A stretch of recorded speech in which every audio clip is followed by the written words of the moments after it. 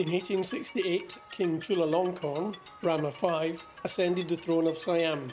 A visionary leader, he embraced foreign ideas and modernisation, both as a genuine reformer and a shrewd strategist, defending Siam against colonial ambitions.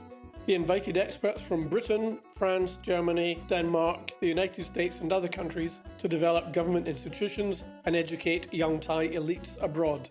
Many of these foreign experts and returning Thai scholars were Freemasons. By 1878, it is reported there were 17 regularly constituted Freemasons in Bangkok, but their attempt to form a lodge failed. There simply weren't enough willing, qualified brethren. This theme of insufficient qualified personnel would haunt the craft in Thailand for decades. A second attempt in 1880, led by the unfortunately named Brother Badman, also collapsed due to lack of support from residents. Despite the growing number of Masons from the mercantile marine, the absence of experienced stationary members proved a consistent obstacle. In 1898, efforts restarted, this time with support from merchant seafaring Masons and Singapore Brethren. Yet still, there was no one in Bangkok qualified to take the Master's chair. The United Grand Lodge of England, UGLE, refused a charter. In 1900, Bangkok Masons turned to the Grand Lodge of Ireland, hoping for better luck. A charter was granted to establish Lodge number 300, but the Master-designate, George F. Travers Drape, a prominent barrister, suddenly died and the lodge never met. By 1905, hopes were high again. Over 30 Masons petitioned the UGLE to establish Lodge Mae Nam, being the name of the Chai Phraya River in those days. They raised funds, bought furniture and secured temporary venues. However, once again, the Master-designate died. The petition was withdrawn and the funds were redirected to the education of a Masonic orphan. Frustrations mounted. There were even personal scandals. One brother had a public falling out with the government over illegal elephant hunting and had to leave Bangkok. Disillusioned with the English and Irish Grand Lodges, the Bangkok Brethren, of 9 different regular constitutions, turned to Scotland in 1907. With support from Lodge Scotia in Penang, they applied to the Grand Lodge of Scotland, and after much correspondence, a charter for Lodge St John No. 1072, Scottish Constitution, was granted in 1910. But even this wasn't smooth. Several charter signatories had left Bangkok, and qualified officers were scarce. The lodge was eventually consecrated on the 24th of January 1911 by the Reverend Spafford from Hong Kong. However, internal conflicts exploded. The Master-elect and Secretary-elect tried to impose their will and were expelled before the consecration. Despite the drama, the ceremony went ahead with replacements, and Lodge St John was born, but not in harmony. The following 2 decades were filled with bitter disputes. Minutes revealed prolonged feuds, shouting matches and even walkouts.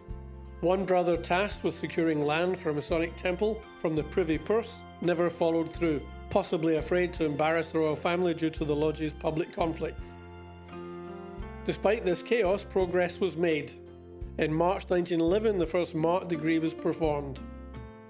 In November 1912, the Bangkok Royal Arch Chapter No. 357 was consecrated, and in 1916, Bangkok Lodge and Council was formed, though often inactive.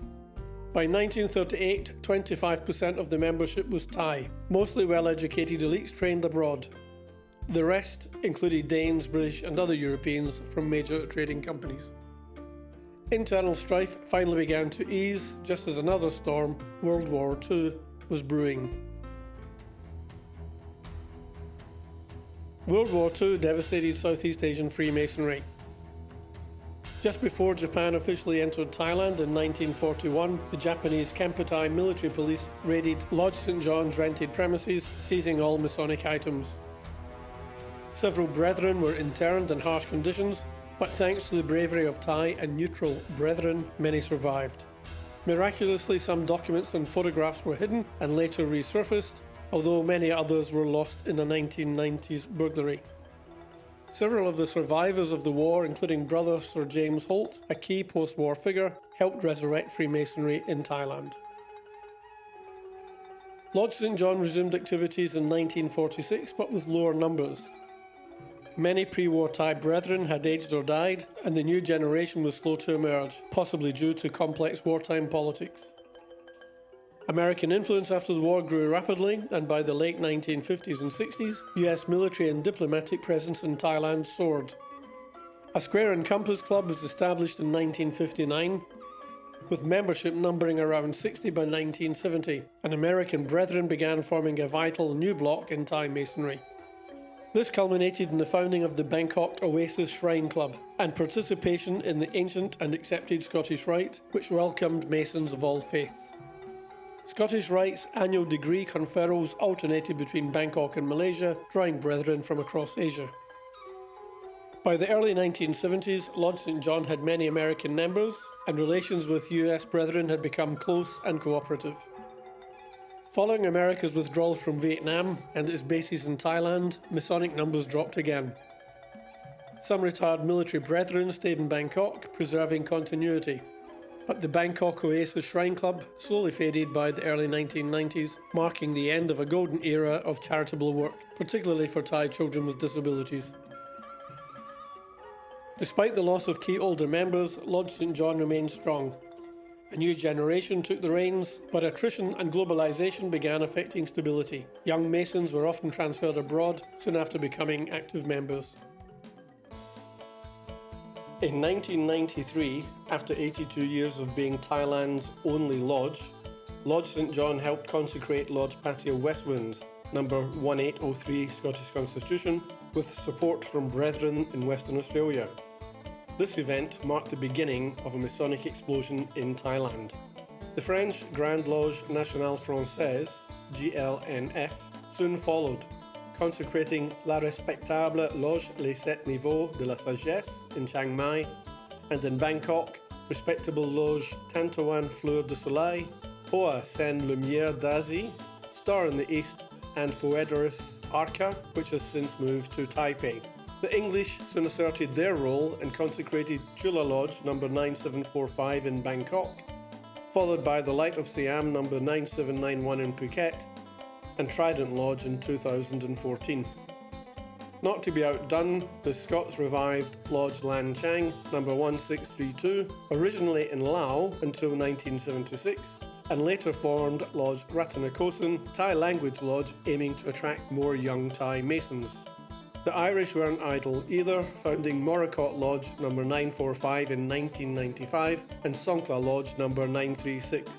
Even the Dutch got in the act, establishing Erasmus Lodge number 297 in Bangkok. By 2024, Thailand boasted 15 regular lodges under 6 constitutions, a remarkable transformation from a solitary and often embattled past. However, 2 new lodges under the Scottish Constitution were consecrated in 2024, Lodge Lana in Chiang Mai and Thailand's second Thai language lodge, Lodge Nakorn Ping. While Lodge St. John still attracts candidates, changing job dynamics make retention difficult. Many young Masons are transferred abroad or leave for economic reasons. Few young Thais have stepped forward, but this is changing, and hope abounds. A sea change has taken place, as one brother wrote in 2004. Masons now increasingly embrace the esoteric and philosophical dimensions of the craft. Younger brethren are eager for knowledge, deeply committed to understanding life, death, and the search for meaning, a sharp contrast to earlier generations who avoided such deeper discussions. This esoteric revival, encouraged by the pro-Grand Master of England, Lord Northampton, has found fertile ground in Thailand. It ensures that the craft will not only survive, but thrive. The journey of Freemasonry in Thailand has been a turbulent one. Delayed starts, internal strife, global wars, political shifts, and the rise and fall of empires. And yet, through it all, the ideals of brotherly love, relief, and truth have endured. From a group of frustrated expatriates to a thriving Masonic landscape of diverse traditions, Thailand's Masonic story is a testament to patience, perseverance, and the enduring human quest for light.